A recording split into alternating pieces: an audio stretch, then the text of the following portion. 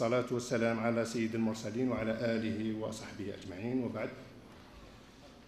السيد أمين العام لولاية سطيف، السادة أعضاء الجهاز التنفيذي للولاية، متعاملون اقتصاديون في قطاع البناء، أشغال العمومية والري، مخابر تقنية، زملائنا المهندسون المدنيون، مهندسون معماريون،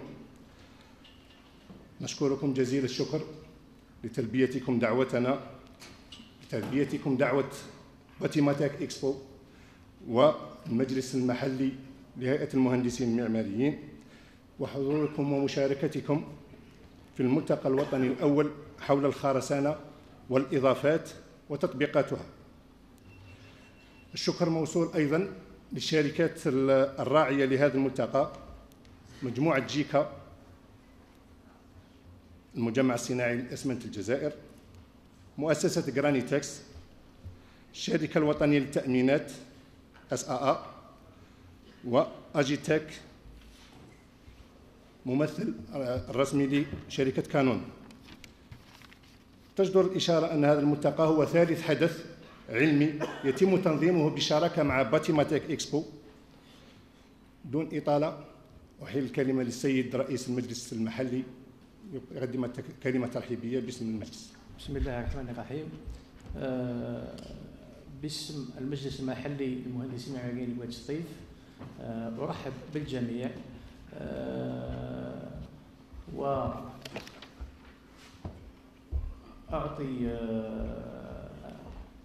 الكلمة لافتتاح الرسمي لهذا الملتقى للسيد الأمين العام يتقدم مشكور.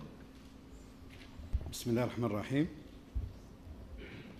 السيد الرئيس المدير العام لباتيماتيك إكسبو، السيد رئيس المجلس المحلي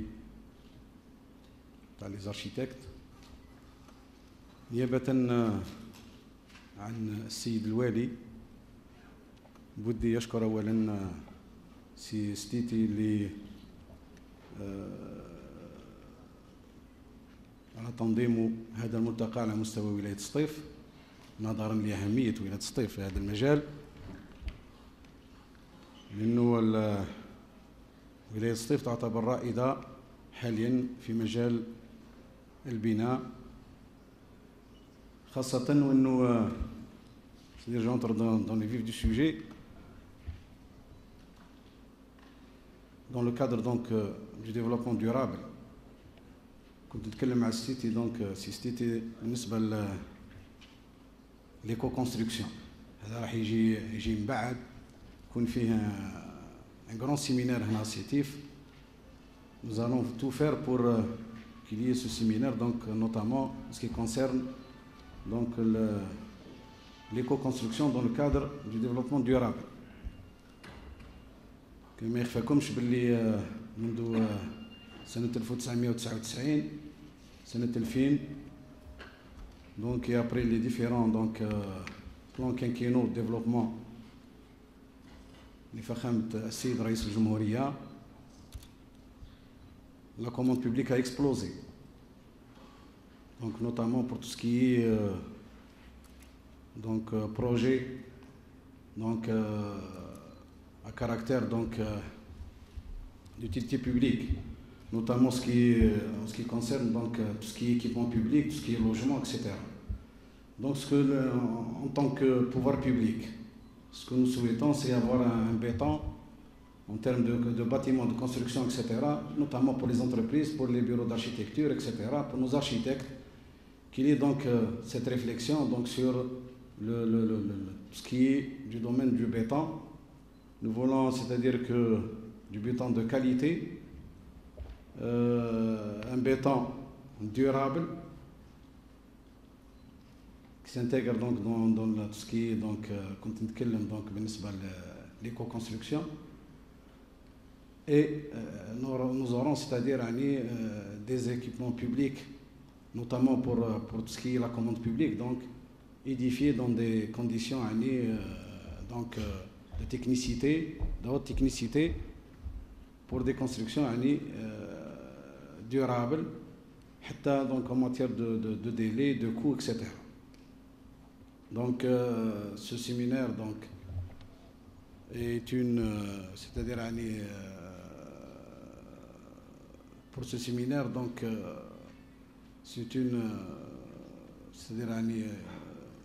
l'organisation de ce séminaire donc elle est salutaire pour l'ensemble, que ce soit pour nous en tant que pouvoir public, pour ce qui est donc nos bureaux d'études, donc le contrôle, le suivi sur le terrain. Donc pour nos entreprises, je pense que les entreprises aussi راهم هنا كما نشوف donc بالنسبه la cimenterie de Ain Kbira qui est donc présente, chose qui est salutaire pour l'ensemble des intervenants dans le domaine du bâtiment. Donc نيابة عن السيد والي الولاية نشكر الجميع و donc نعتبروا باللي السيمينار هذا راهو مفتوح ونتمنى النجاح للجميع. وجوري donc par la suite donc m'entretenir مع CSTT sur الشيء اللي يخرج به هذا السيمينار من اقتراحات ملموسة تكون غدوة تكون في الميدان. وشكرا، السلام عليكم ورحمة الله تعالى وبركاته. شكرا السيد الأمين العام.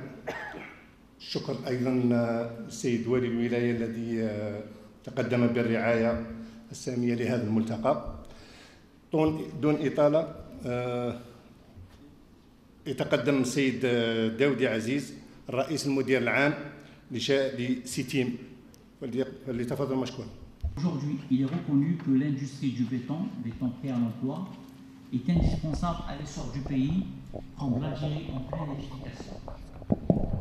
Prenant conscience de ce fait, le groupe industriel de ciment d'Algérie, JICA, on a fait de la filière du béton prêt à l'emploi, BPE, son nouveau créneau en prévoyant dans son plan de développement l'élargissement de son activité à la production de granulats pour produire du BPE. C'est donc dans cette optique que nous avons jugé nécessaire de développer durant cette journée les thèmes touchant à la réglementation technique, au contrôle qualité des constituants, du béton au laboratoire et au chantier, sans oublier la production de BPE et la diversification de ces bétons. Avant de conclure, je souhaiterais exprimer au nom du PDG du groupe JICA et en mon nom personnel ma reconnaissance à tous ceux qui ont participé à la préparation de ce séminaire, et en premier lieu l'organisateur Batimatec Expo, notre sponsor PDG de la cimenterie d'Ain Kbira. J'aimerais remercier également le Conseil de l'Ordre des architectes de la wilaya de Sétif et exprimer ma gratitude envers toutes les autorités de la wilaya de Sétif. Enfin, je vous remercie de votre attention et je vous souhaite un bon séminaire. قبل ما ندخل نقاش خفيف السيد رئيس المدير العام لمخابر سيتي جيكا والسيد عزيز pour répondre à quelques questions 10 minutes.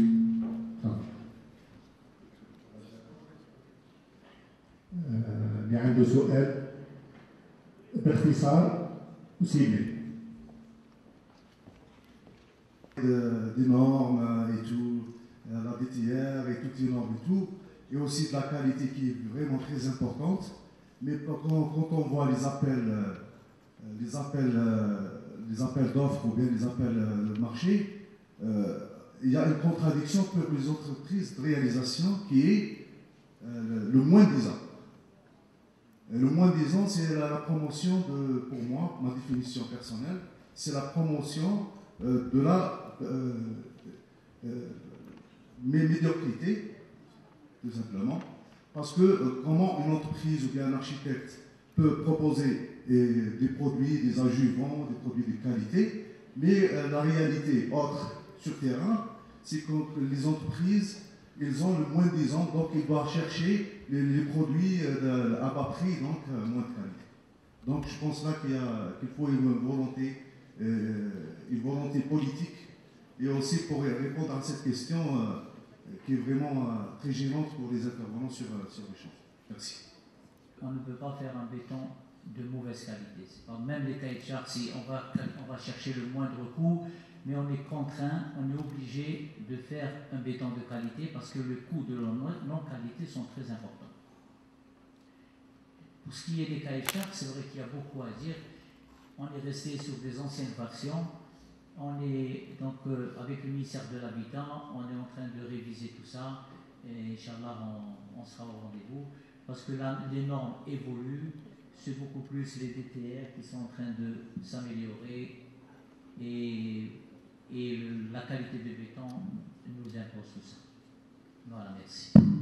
En fait, ce qu'on a décidé, grâce à la collaboration de tous les messieurs ici, c'est-à-dire les architectes, les autorités locales et autres, c'est d'instituer un cycle de formation et d'information sur la manière de construire.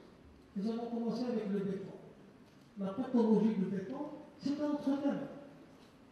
Un autre thème qui viendra peut-être en complément de ce qui vient de se dire aujourd'hui.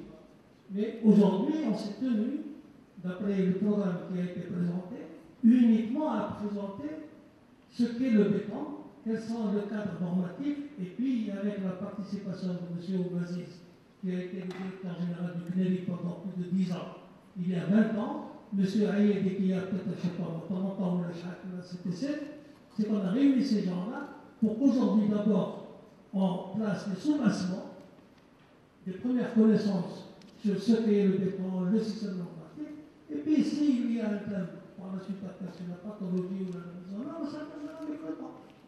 Mais je crois qu'il faut qu'on positive. L'essentiel, c'est qu'à travers ce séminaire aujourd'hui, il soit traduit quand même. Je suis un peu excité, parce que ça me contrarie un peu par rapport à l'effort qui a été fourni. Vous aurez peut-être l'occasion de reprendre des dossiers, et notamment la pathologie s'il le faut. D'ailleurs, M. Oumazis, qui est aujourd'hui un retraité, il est, enfin, pour moi, c'est un spécialiste de la pathologie, il a sa propre société, Pathobac, il s'occupe de la pathologie du bâtiment.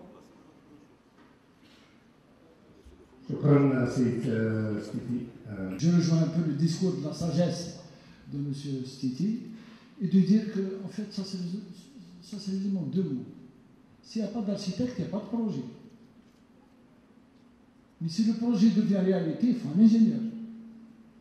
Donc, c'est cette association-là, une association intelligente, qui fait qu'un projet soit réussi. Donc, il n'y a pas lieu de polémiquer, il n'y a pas lieu de... Voilà, c'est juste, ça me restait sur le cœur, je l'ai dit, je suis content. Il était beaucoup plus fonctionnel qu'une hiérarchie qui était, je dirais, dans le sens importance de la chose ou la hajj. On est parti de la loi jusqu'à la norme. Les deux textes sont opposables au tiers. Ils sont publiés tous les deux dans le journal officiel de la République. Donc ils sont tous les deux d'application obligatoire et que leur importance, elle est tout à fait égale. Et la mission de la norme, ou du moins l'utilisation de la norme, ou l'utilisation de la réglementation technique, il n'y a pas de double emploi. C'est l'un qui nourrit l'autre. Par exemple, là, pour des travaux d'étanchéité, on doit utiliser un produit. Ce produit doit être conforme à la norme qui le concerne. Donc vous voyez, il apporte un complément sur les spécifications. La norme va apporter un complément sur les normes d'essai, le contrôle de qualité, etc. Donc, c'est une architecture qui est parfaitement intégrée et c'est un ensemble qu'on ne peut pas disloquer. Là où il y avait un petit, je dirais, souci par rapport à certains produits, ce sont les produits nouveaux, les produits non normalisés. Alors, en ce moment-là, c'est là où la procédure d'avis technique dont j'avais parlé, peut-être c'est une affaire de temps, là je me suis mal exprimé, je m'en excuse. Oui, l'avis technique vient suppléer justement l'absence de normes ou de règlements par rapport à un produit nouveau. D'accord Lyon, par exemple, on parle beaucoup de la préfabrication lourde, l'industrialisation du bâtiment. Est-ce que un système constructif donné est normalisé? Non, il faut un avis technique. Vous avez une menuiserie en PVC. Est-ce qu'elle est normalisée? Non, il faut un avis technique. Vous comprenez?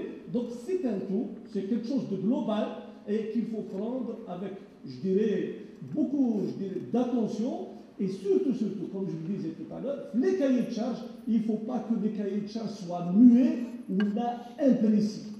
Nous avons le nom, le prénom, c'est-à-dire c'est la norme flania ou le DTR flani, et donner ensuite l'indication, il y a toujours un numéro. C'est la norme flania, c'est le DTR E ou la C ou la flania. Donc tout est clair, nous avons ce qu'il faut. Nous avons ce qu'il faut. Si le produit n'est pas normalisé, il faut dire qu'il doit faire l'objet d'un avis technique. Demander l'avis technique s'il n'existe pas. Voilà, je ne veux pas refaire le... Et je vous remercie. Je vais essayer d'imager la réponse à la question. Je prends le cas du ciment.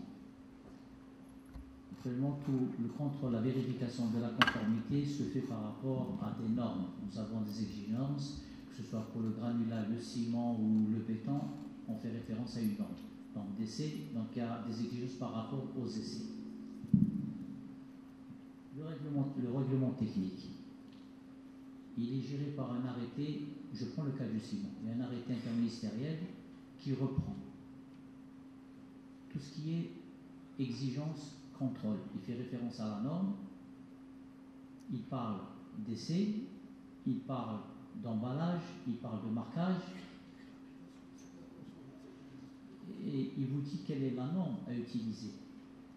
Un petit exemple, au niveau du ciment, aujourd'hui, nous avons une version qu'on utilise obligatoirement. C'est la version NA442, version 2000.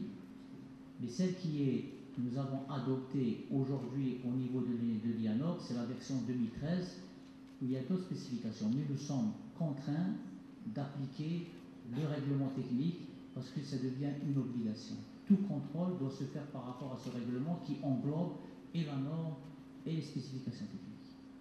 Voilà, merci. Question, la norme ISO destinée à l'industrie, le béton devient industrialisé. C'est quoi cette certification ISO pour que tout le monde comprenne c'est quoi la certification ISO? Elle est délivrée par qui? La question de fond. Car mes connaissances là-dedans, elles sont vagues. Merci à l'avance. D'abord, cette démarche, elle est volontaire. On peut certifier un produit, donc c'est le cas pour le ciment. Donc, nos unités de production, ils produisent de cette qualité. Ils doivent avoir un système qualité pour la vérification du produit, sa conformité. Il y a toutes des statistiques pendant une durée. Mais tout ça, cette certification, qui doit on la demande au niveau de l'IANOR, c'est l'Institut algérien de normalisation. Donc il y a une procédure pour ça. Donc l'IANOR, elle vérifie le système au niveau déjà de l'unité qui veut certifier tel, par exemple le ciment. On peut certifier une classe ou plusieurs types. Ensuite, elle se fait, comme elle n'a pas, l'IANOR n'a pas de laboratoire, elle se fait accompagner par un organisme pour le volet technique. Donc c'est cet organisme qui va faire des prélèvements et vérifier la conformité qui va s'étaler sur une année avec plusieurs prélèvements tout en vérifiant le contrôle statistique. Donc une fois qu'on a la régularité, la conformité par rapport à la norme, par rapport au règlement technique, ça passe donc au niveau d'un comité particulier qui lui va vérifier est-ce que le produit répond à toutes ces exigences, il a respecté la démarche. Il y aura des audits de surveillance, c'est tout un processus. Hein. À la fin de c'est le comité particulier qui va donc examiner, qui va proposer la marque. Voilà. Donc il y a un comité de marque et c'est lui qui va être attribué ce label pour un produit certifié. Donc on l'a actuellement pour les ciments, c'est le marquage TEJ. Comme en Europe, nous avons le marquage CE. Donc quel est l'avantage de ce marquage? Il a expliqué ce matin, c'est que vous avez un produit conforme, régulier, qui satisfait aux exigences normatives et qui est suivi de façon statistique. Voilà. Merci, monsieur. On remarque que la plupart, ou bien tous, des communicants, ils ont évoqué que le béton de ciment. Et ils n'ont pas parlé sur les autres bétons, tels que le béton de chaux et le béton de terre. Donc est-ce qu'on doit comprendre qu'il n'y a pas une production ou bien une utilisation de béton de terre ici en Algérie? S'il y a vraiment une production, on aimerait bien savoir et bien avoir des chiffres sur ce produit-là. Et ma deuxième question que j'adresse au directeur régional de la Société nationale d'assurance, c'est que on aimerait bien savoir quelle est leur politique ou bien approche suivie afin d'ancrer une culture d'assurance des constructions qu'on voit vraiment abondante et négligente ici en Algérie. Et merci.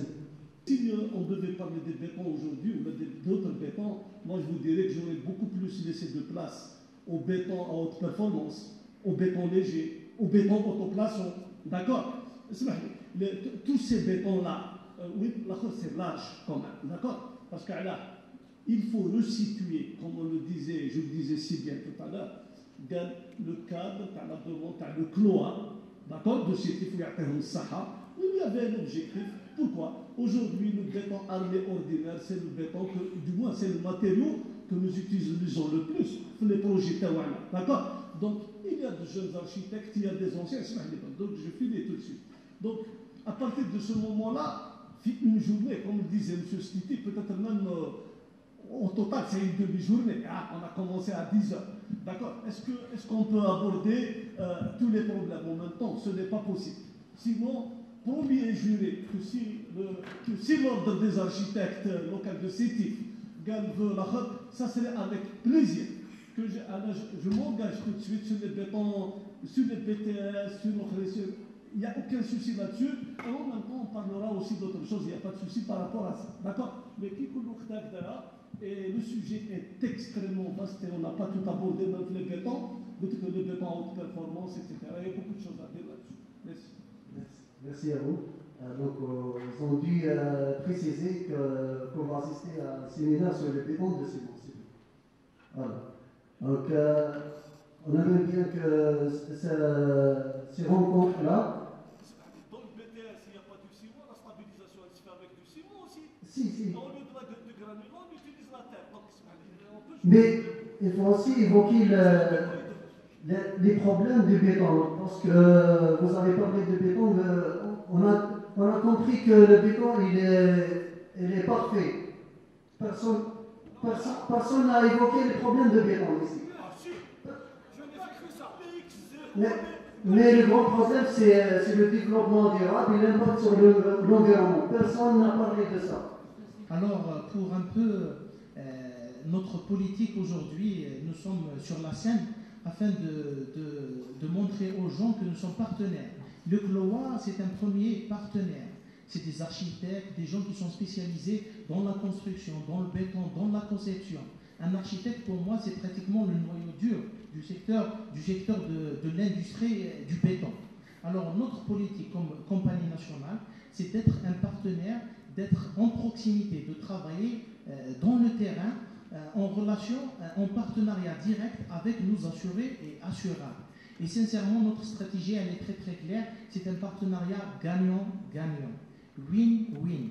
Aujourd'hui, si jamais les architectes ils sont satisfaits, le monde de la construction, le béton, et ils sont satisfaits de notre partenariat, ils sont satisfaits de notre couverture, ça veut dire que c'est un corps qui est appelé à s'épanouir, à se développer. Et qu'est-ce qu'on peut demander de mieux qu'avoir un partenaire qui est fidèle, un partenaire qui se développe et un partenaire qui est épanoui. C'est notre meilleure façon de vendre notre produit et d'améliorer l'image de marque des assurances au niveau national.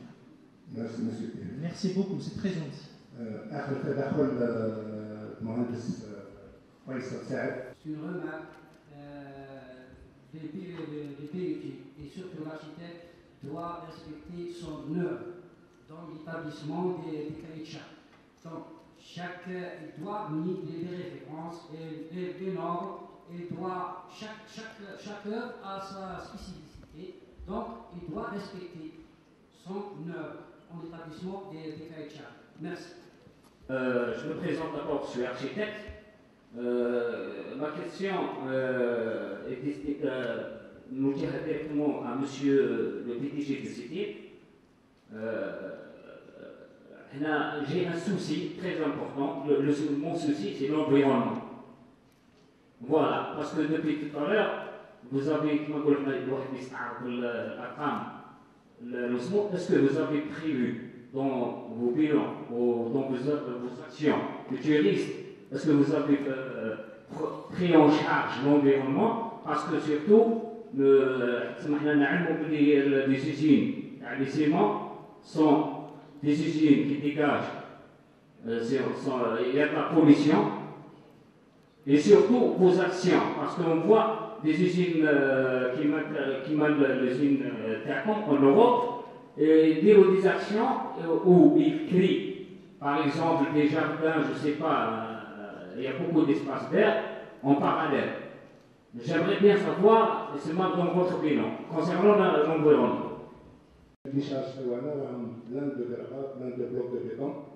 Est-ce qu'il y a une politique pour récupérer les produits d'eau? Je vais tout d'abord répondre à la première question concernant le plan d'action sur l'environnement. Vous avez un exemple qui existe ici même à Sétif, c'est la cimenterie de Riquever. Si vous remarquez, si vous rapprochez de... Donc c'est vrai parce qu'on traite les cimentiers de polluants. Pourquoi? Parce qu'on voit de la fumée qui sort. Et pour ça, donc, on polluait de différentes façons. On avait donc tout ce qui est poussière à travers les électrofiltres. On a les eaux usées. On a les déchets d'huile, déchets réfractaires, tout ça. Il y a des plans d'action qui ont été pris parce qu'il y a une réglementation pour ça. Alors on a changé nos électrofiltres, on les a changés par des filtres à manches. On est en dessous de l'exigence normative par rapport à la réglementation européenne des 30 mg nanomètres cubes donc, qui est dégagée dans l'atmosphère. Donc vous avez on a jusqu'à présent, on a 12 cimenteries. Les 10 cimenteries sont équipées de filtres d'électrofiltres, des filtres à manches. Donc ce volet pollution, il a été pris en charge et on compte, et les 2 cimenteries qui restent, c'est en train de se faire. La récupération des autres déchets, on a la brique réfractaire, on est en train de réfléchir comment la refaçonner, la réintroduire. On a les déchets des huiles qu'on veut utiliser dans les fours. Qu'est-ce qu'on a? On a le traitement des eaux. On est en train aussi de remettre en circulation donc c'est ce traitement. Voilà par rapport aux agents polluants. Mais sachez que tout ça est réglementé et qu'il y a beaucoup d'efforts qui sont inscrits, qui sont faits pour diminuer cette pollution. Maintenant, pour ce qui est des déchets, vous savez que les ajouts au ciment, ils sont normalisés. On en a 5. Quand on produit un ciment, on doit respecter la nature de l'ajout et son pourcentage. Parce que ça risque d'impacter la qualité du produit. parce qu'il ne faut pas oublier, le ciment c'est un liant, il va rentrer, il va lier des granulats. Donc si le ciment dès le départ on lui met d'autres ajouts qui vont faire chuter les résistances, qui ne sont pas normalisées, ça risque de porter atteinte à la qualité de notre produit. Maintenant, vous avez parlé spécialement des produits de démolition. Là, c'est beaucoup plus utilisé à des pourcentages très réduits, parce que là, il faut faire une étude. Parce qu'en fin de compte, tous ces déchets, ils sont constitués de quoi? De ciment, de gravier, donc, comment on va appeler ce déchet? Puisque nous avons déjà des ajouts naturels qui existent, qu'ils soient actifs ou inertes. Je peux citer les calcaires comme ajout inerte, et la pozzolane comme ajout actif, et le laitier comme ajout actif artificiel. Donc ceux-là, ils existent, ils sont disponibles, ils existent, on peut les utiliser dans les ciments de façon optimale. Voilà. L'année prochaine, Inch'Allah, qu'il y a un séminaire, une journée d'études sur des marchés publics.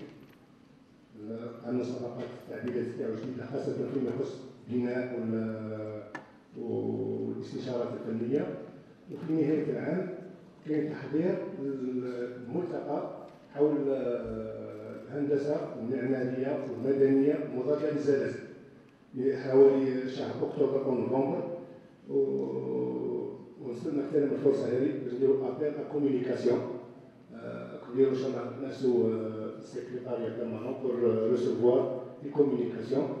إن شاء الله يكون يوم دراسي ولا ملتقى وطني ولا دولي باش نستفادوا من الخبرات تاع الناس اللي من بعد الاختتام إن شاء الله راكم مدعوين لوجبة الغداء في فندق الهضاب.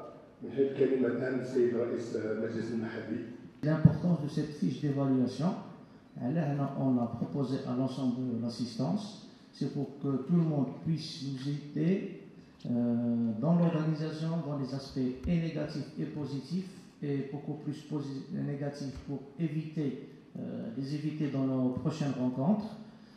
Aussi, à la fin, vous avez même la possibilité de proposer des thèmes d'actualité que vous voyez, vous, d'actualité, pour qu'on puisse prendre toutes les mesures et toute la procédure pour organiser ce genre de rencontres, avec des thèmes, bien sûr, d'actualité.